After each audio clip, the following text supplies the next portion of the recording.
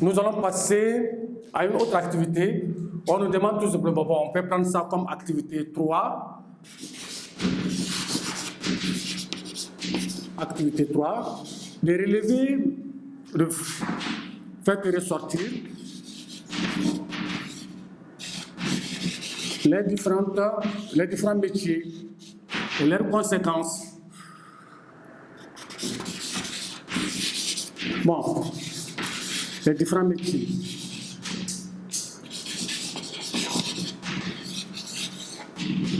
Donc, comme synthèse ici, les différents métiers et leurs conséquences. Bon, les conséquences de ces métiers.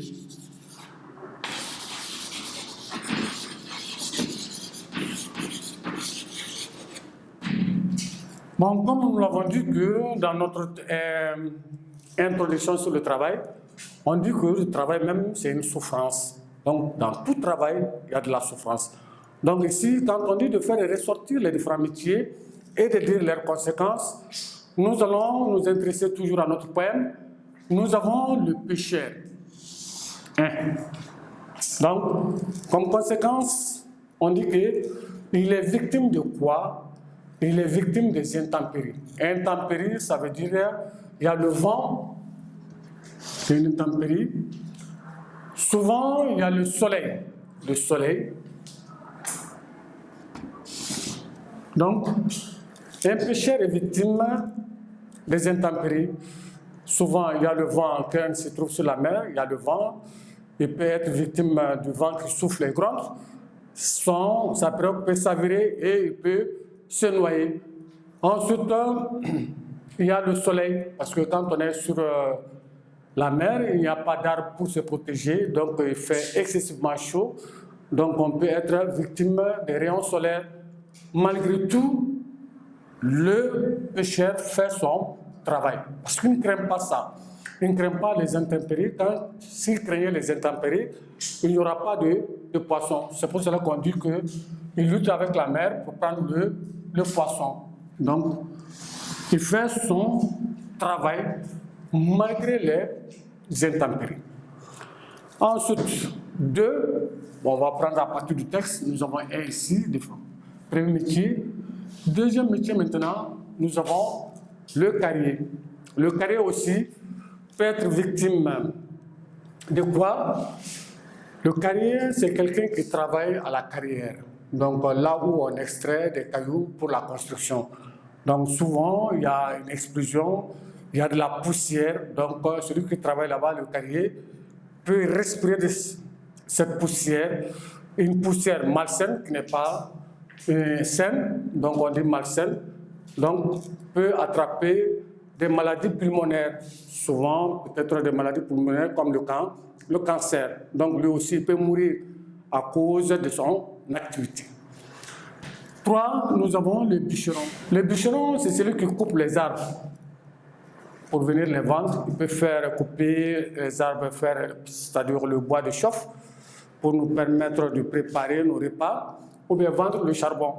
Donc, pour faire son activité, il peut monter sur des grands arbres, les chênes. Donc, souvent, il peut tomber à partir de l'arbre. Donc, quand il tombe maintenant, il peut se blesser ou bien même mourir. Malgré tout, il fait son travail. Nous avons 4, le maçon. Le maçon ou bien le couvreur, celui qui est le maçon, celui qui travaille dans les maisons, qui fait les maisons, lui aussi peut être victime de son travail parce que la maison peut s'écrouler sur lui ou bien il peut tomber aussi des maisons. Ensuite, nous avons le pauvre balayeur. Il est pauvre, mais c'est un travailleur. Celui-là aussi, 5, peut respirer aussi des poisons. Des poisons, comme nous l'avons vu avec le carrier, être victime parce qu'il balaye les rues, il y a beaucoup de microbes dans les rues, donc il peut attraper certaines maladies. Mais même s'il y a des maladies très graves, surtout la peste. On sait que c'est une maladie très grave. Quand ça vient dans une ville, on est obligé de rester à la maison parce que c'est une maladie qui tue. Mais comme le balayeur, quand il va rester dans sa maison et ne sort pas, donc nos rues seront sales. Donc il est obligé de faire son travail malgré la peste, malgré cette maladie. Donc on fait une comparaison. Nous avons ces différentes activités, ces différents métiers avec leurs conséquences. Ça veut dire que tout travail que vous menez dans cette vie, il y a des conséquences là-dedans. Tout travail. On se fatigue, ensuite on est victime de certaines choses. C'est pour dire que le travail ne peut pas se faire sans conséquences, sans souffrance. On compare un peu le petit mousse, mais qui grimpe. C'est un petit animal. Donc lui aussi, même s'il veut monter sur un arbre, il tombe. Il tombe maintenant au fond des mers en criant « Oh ma maman ». Donc toute activité que vous faites, il y a de l'effort que vous fournissez. Donc c'est ici l'effort du travail. Le travail est un effort. Bon, nous avons dans ce texte deux types de travail. Première forme, ça c'est le travail physique. On a vu avec le pêcheur, le carrier, le bûcheron, le maçon, le pauvre balayeur. Donc ils font le travail physique. Nous avons une autre forme de travail qu'on appelle le travail intellectuel. Ici, il y a beaucoup de gens qui pensent que quand tu fais le travail intellectuel, tu ne souffres pas. Mais le travail intellectuel aussi, l'intellectuel peut avoir des problèmes. Les conséquences, c'est quoi? Il peut avoir des problèmes de vision. Donc c'est pour cela que mes bons yeux, donc il peut avoir des problèmes de vision. Donc, mais l'auteur, en tant qu'intellectuel, il a de l'admiration pour ceux qui font ce travail. Parce que c'est un travail très difficile. Malgré les conséquences, ils font quand même leur travail. Comme on le dit souvent, le travail est une nécessité sociale. Le travail est un service social. Donc, nous allons enfin terminer notre séquence par les deux derniers vers. C'est une autre activité 3. La vie est un combat, je vais remplir ma tâche. Celui qui fuit le champ du travail est un lâche. Donc, nous allons commenter cette pensée-là, pour montrer que dans cette vie, il faut se battre.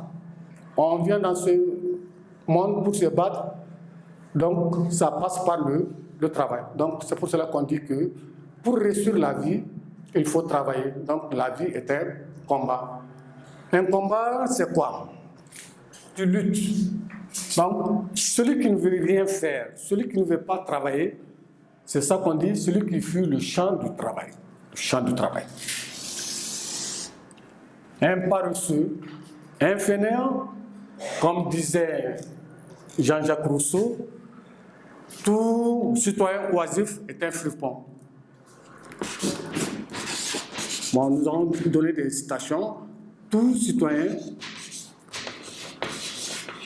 oisif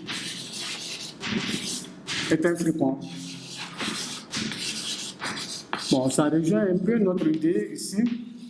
Ça veut dire que celui qui ne veut pas travailler, qui fuit le champ du travail, qui ne veut rien faire, un paresseux, c'est ça l'oisif. Donc, toute personne oisive est un fripon. Un fripon, ça veut dire qu'il devient malhonnête. Ici, on dit que celui qui fuit le champ du travail est un lâche. Un lâche, on va souligner ce mot. Ça veut dire qu'il ne veut rien faire, qu'il ne veut pas agir, donc il devient un lâche. Donc, pour dire que le travail, la vie même est un combat.